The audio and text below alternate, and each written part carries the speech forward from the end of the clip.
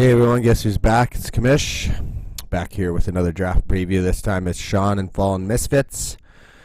I hope everybody enjoyed the draft. And now basically this is going to be the off season, and it's going to get pretty quiet from here. Hopefully we keep you entertained with these previews.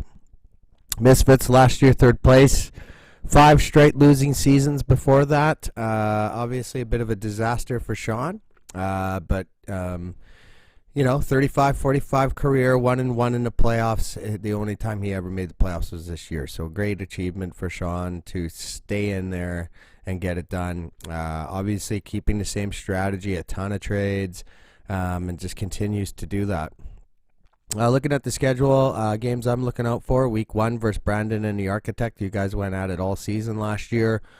Week 5 versus Life Submits and Joshua. He's now a divisional rival and beat you in the you beat him in the quarterfinals last year.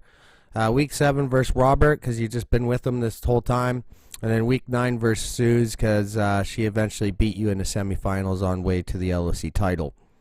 Looking at your keepers, again, off-season of change. Bell, Fournette, Jacobs are gone.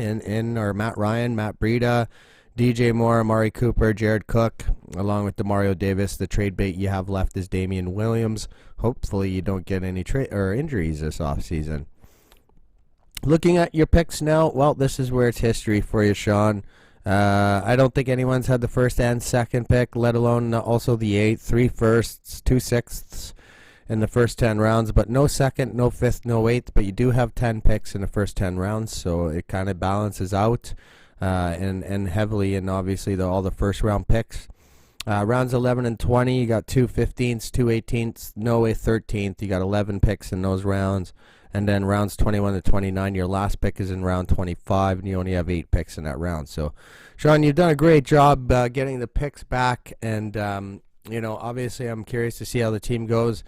In Dynasty, this would be an awesome strategy, no doubt about that. But I guess my curiosity is, you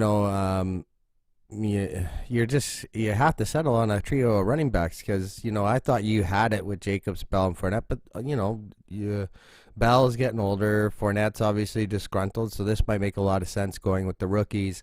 But, again, the rookies are unproven. So you're going to get Matt Breida, the oft-injured. And then Edwards-Helaire looks like he's going to be in a great spot. But then at number 2, who are you going to go with? Swift, Taylor, J.K. Dobbins.